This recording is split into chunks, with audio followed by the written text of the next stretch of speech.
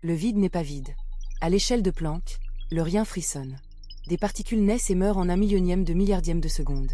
Nous avions effleuré ce vertige. Plongeons plus profond. Imaginez l'espace le plus vide que vous puissiez concevoir.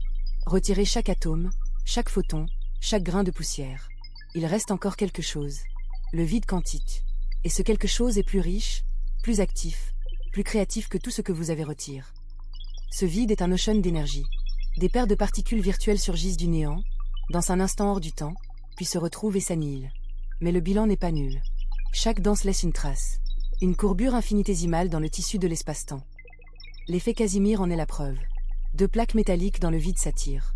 Parce que le vide entre elles a moins de fluctuations que le vide à l'extérieur. En 1997, Steve Lamoureux la mesure. Le rien n'exerce une pression. Le néant a une force. L'énergie du vide quantique est colossale. Si l'on calculait toutes les fluctuations dans un centimètre cube, on obtiendrait plus d'énergie que dans tout l'univers observable. C'est le problème de la constante cosmologique. Le plus grand désaccord entre théorie et observation de toute l'histoire de la physique. 120 ordres de grandeur. Le rien qui vibre est peut-être la réponse à la question la plus ancienne. Pourquoi y a-t-il quelque chose plutôt que rien? Parce que le rien n'est instable.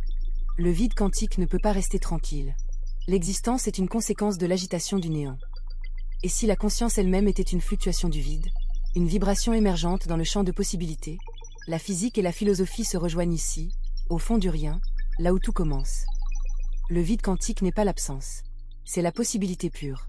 Le tremblement originel de tout ce qui existe. Et ce tremblement ne s'arrêtera jamais. Car le rien ne sait pas rester rien.